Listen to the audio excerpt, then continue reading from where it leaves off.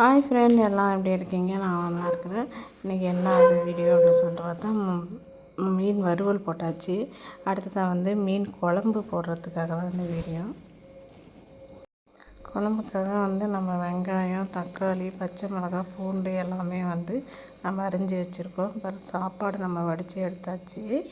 So அடுத்ததாக நம்ம வானலில் வச்சு எண்ணெய் ஊற்றி அந்த மீன் பொரிச்சோம்ல அந்த எண்ணெயை தான் அந்த எண்ணெயை கொஞ்சம் நான் நிறையா இருந்துச்சு. அதை வேறு ஒரு பாத்திரத்தில் மாற்றியாச்சு.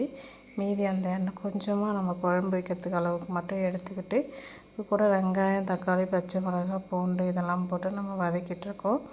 ஸோ அதுக்கப்புறம் வெந்தயம் வறுத்து நான் அரைச்சி வச்சுருக்கிறேன். ஸோ ஒரு வெந்தயம் முழுசாக இருக்கும், ஒன்று அரைச்சிருக்கும். ஸோ பாருங்கள், அந்த வெந்தயத்தை நான் இதில் தூவி விட்டுக்கிறேன். அதுக்கப்புறம் நான் இதை போட்டு கிண்டிக்கலாம்.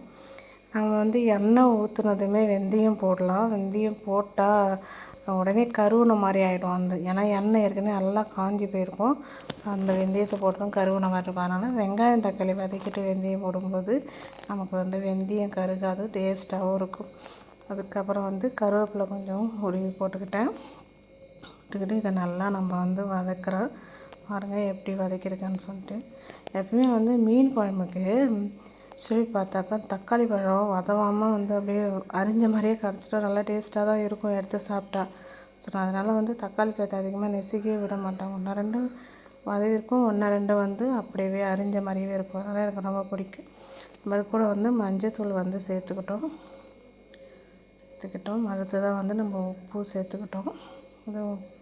இதையும் போட்டு நம்ம இது கூட கிண்டி விடும். ஸோ இப்போலாம் அடி பிடிக்கும். இந்த டைமில் அடி பிடிக்கும். ஸோ அதுவும் அடி பிடிக்காமல் இருக்கிறதுக்காக தான் தீஞ்சு போகும் அப்படின்னு சொல்லுவோம் இல்லையா, மசாலாலாம் தீர வரும். ஸோ அதனால் அடுப்பை கொஞ்சம் நம்ம சிம்மில் வச்சுட்டு வறுத்துக்கலாம். நெக்ஸ்ட்டு நம்ம மீன் குழம்பு மசாலா ஒரு பாக்கெட் இதில் நம்ம கொட்டிக்கிட்டோம். எப்பயுமே நான் குழம்பு வைக்கும்போது ஒரு பாக்கெட் மீன் மசாலா, அதே 10 ரூபா பாக்கெட்டு மிளகாத்தூள் ஒரு பாக்கெட்டு நான் எடுத்துக்குவேன். இதுதான் எனக்கு அளவு. நான் வீட்டில் மிளகாத்தூள் அரைச்சி வச்சுருந்தேன். அதெல்லாம் போட்டு வைக்கிறது எனக்கு செட் ஆகாது.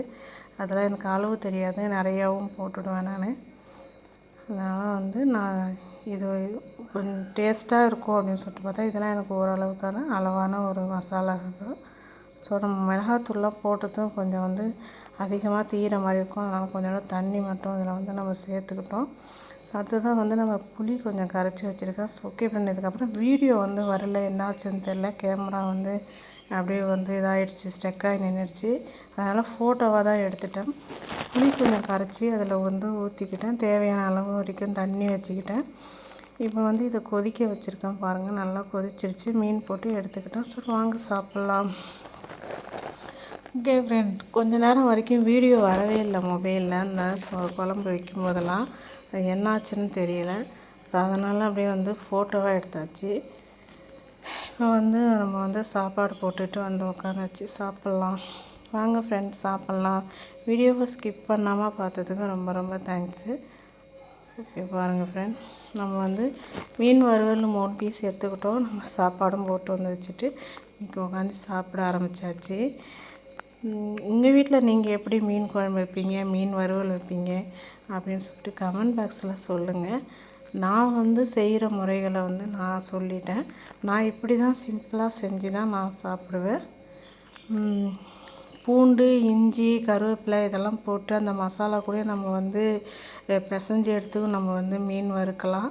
ஸோ அப்படி வறுக்கும்போது எனக்கு அது ரொம்ப தீர வர மாதிரி இருக்கும். அதனால் நான் அந்த மாதிரி செய்ய மாட்டேன். அதெல்லாம் ஆல்ரெடி தனியாக நான் எண்ணெய் ஊற்றி அந்த மீன் வறுக்கும்போதே அது கூட போடுறதோட சரி, அப்போ அது பொரிஞ்சு இருக்கும். அது கூடவே சேர்ந்தே வரும். மீன் வறுத்து எடுக்கும்போது சேர்ந்தே வரும். ஸோ அதுதான் எனக்கு பிடிக்கும், என் குடும்பத்துக்கும் பிடிக்கும். ஸோ நீங்கள் எப்படி சாப்பிடுவீங்கன்னு சொல்லிட்டு கமெண்ட் பாக்ஸில் மறக்காமல் கமெண்ட் பண்ணுங்கள்.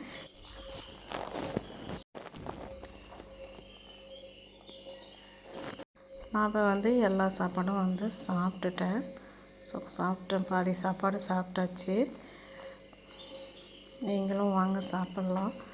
ஸோ நீங்கள் எந்த வேறு இப்படிலாம் நான் வைக்க மாட்டேன், வேறு விதமாக வைப்பேன் அப்படின்னாலும் அதையும் எனக்கு கமெண்ட் பாக்ஸ் சொல்லுங்கள். நானும் உங்களுக்கு சொல்கிறேன். பாருங்கள் ஃப்ரெண்ட், இந்த மீன் வறுவல் இருக்குது பாரு, அது இல்லாமல் வந்து மீன் குழம்பே நாங்கள் சாப்பிட மாட்டோம். வெறும் மீன் குழம்பு மட்டும் தான் இருக்குது, மீன் இல்லை அப்படின்னா சாப்பிட முடியாது. அதனால் மீன் வறுவல் வேணுன்றதை நான் வந்து பாதி தான் வறுத்தேன், பாதி எடுத்து ஃப்ரிட்ஜில் வச்சுருக்கேன். ஸோ குழம்பு வந்து நாளை வரைக்கும் இருக்கும். அதனால் வந்து நாளைக்கு பாதி மீன் வறுத்துக்கலாம்னு சொல்லிட்டு எடுத்து வச்சுருக்கிறேன். நீங்கள் என்ன கறி எடுத்தீங்க? மீன் எடுத்தீங்களா, கறி எடுத்தீங்களா, என்ன கறி எடுத்தீங்கன்னு சொல்லிட்டு கமெண்ட் பாக்ஸ் சொல்லுங்கள். நான் வந்து மீன் தான் எடுத்தேன். ஓகே ஃப்ரெண்ட், வீடியோ பிடிச்சிருந்தா வீடியோக்கு ஒரு லைக் பண்ணுங்கள், ஷேர் பண்ணுங்கள், கமெண்ட் பாக்ஸில் மறக்காமல் கமெண்ட் பண்ணுங்கள். ஓகே ஃப்ரெண்ட், பாய்.